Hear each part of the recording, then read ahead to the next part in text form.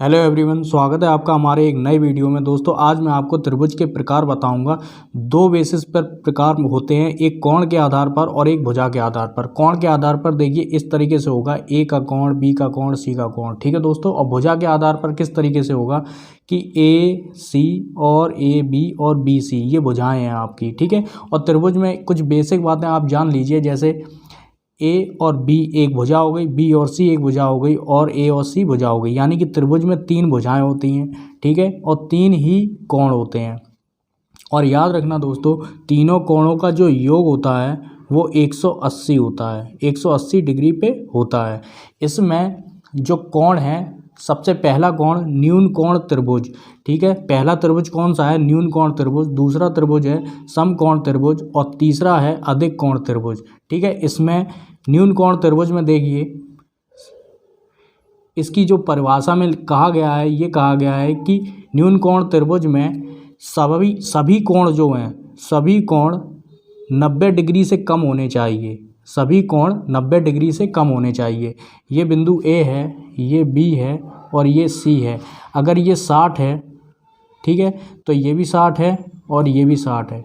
इसमें क्या है, सारे कोण 90 से कम होने चाहिए, तब वो न्यून कोण त्रिभुज होता है, ठीक है। समकोण त्रिभुज देख लेते हैं। समकोण त्रिभुज में क्या होता है, एक आधार के ऊपर एक लंब होता है। जैसे मान लीजिए ए बी और सी, ठीक है, एक आधार के ऊपर एक लंब होता है। इसी को ही क्या कहते हैं, समकोण त्रिभुज कहते हैं। याद रखना दोस्तों, समकोण त्रिभुज इसे भी कहते हैं जो 90 डिग्री पर कोण बनाता है। इसका एक कोण 90 डिग्री पर होता है। समकोण त्रिभुज का एक कोण 90 डिग्री पर होता है, ठीक है। अगर ये 90 डिग्री है तो इसे हम कुछ भी कर सकते हैं। इसे मान लीजिए 45 कर दीजिए और इसे भी 45 कर दीजिए, ठीक है। तो अगर आप इन तीनों को जोड़ेंगे तो 180 ही आएगा। मतलब कुल टोटल कहने का मतलब है इन तीनों कोणों का जो योग है वो 180 होना चाहिए, ठीक है। अधिक कोण की बात कर लेते हैं। मान लीजिए यहाँ पर एक त्रिभुज मैंने बना दिया इस तरीके से, ठीक है, और ए सी और ये सी मान लेते हैं, और ये बी, ए बी और सी, ठीक है। इसमें तीन भुजाएं दे दी गई हैं। अधिक कोण त्रिभुज में एक कोण क्या होता है कि 90 से ज़्यादा होना चाहिए, ठीक है। 90 से क्या होगा, ज़्यादा होगा। तो मान लीजिए ये वाला जो कोण है वो मैंने मान लेते हैं 120 है, ठीक है। अगर ये 120 है तो ये कितना होना चाहिए, कुछ भी मान लीजिए, 30 मान लीजिए, और ये भी 30 मान लीजिए। तो 30 30 60 और 120 कितना हो गया, 180। तो तीनों कोणों का योग जो है वो 180 होना चाहिए। इसमें लेकिन एक कोण जो है वो 120 होता है, इसमें 90 होता है एक कोण, और इसमें क्या होता है कि 90 से सारे कोण कम होते हैं, ठीक है। अब भुजा के आधार पर त्रिभुज देख लेते हैं। भुजाओं के आधार पर दोस्तों विषमबाहु त्रिभुज, समद्विबाहु त्रिभुज और समबाहु त्रिभुज। इसमें भुजाओं के आधार पर तीन तरीके के त्रिभुज देखेंगे। तो विषमबाहु त्रिभुज में देखिए दोस्तों, विषमबाहु त्रिभुज में सभी जो भुजाएं होती हैं वो अलग अलग लंबाई की होती हैं। सभी भुजाएं अलग अलग लंबाई की होती हैं, उसे क्या कहेंगे, विषमबाहु त्रिभुज कहते हैं। अब समद्विबाहु त्रिभुज में क्या होता है दोस्तों, समद्विबाहु, इसका नाम ही ऐसा है कि समद्विबाहु मतलब दो भुजाएं समान होती हैं। जैसे मान लीजिए ये दो भुजाएं समान हैं, ठीक है, तो ये भुजा इसकी लंबाई की नहीं है, ठीक है। ये वाली भुजा इन दोनों की लंबाई की नहीं है, ये छोटी या बड़ी हो सकती हैं, ठीक है। तो ए बी और सी, ठीक है। ऐसा त्रिभुज जो इसकी दो भुजाएं बराबर होती हैं, जिसकी दो भुजाएं बराबर होती हैं या लंबाई में बराबर होती हैं, ठीक है। और तीसरा जो भुजा होती है वो उससे छोटी बड़ी हो सकती है, ठीक है। तो इसमें समबाहु त्रिभुज में क्या होता है, जिसकी तीनों भुजाएं बराबर होती हैं, जिसकी तीनों भुजाएं लंबाई में बराबर होती हैं, ए बी और सी। ये दोस्तों आपके पूरे के पूरे तीन त्रिभुज हो गए, यानी कि 6 त्रिभुज हो गए।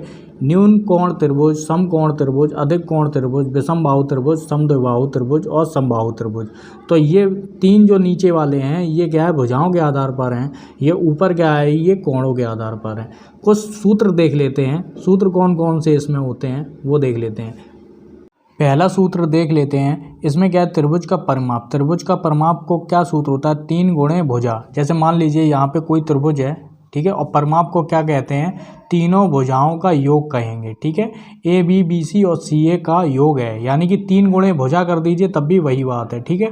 तो तीनों भुजाओं का योग अगर कर देंगे तो क्या आ जाएगा, त्रिभुज का परिमाप आ जाएगा। पहला तो ये हो गया सूत्र, ठीक है। दूसरे सूत्र में क्या है, इस तरीके से है, त्रिभुज का क्षेत्रफल।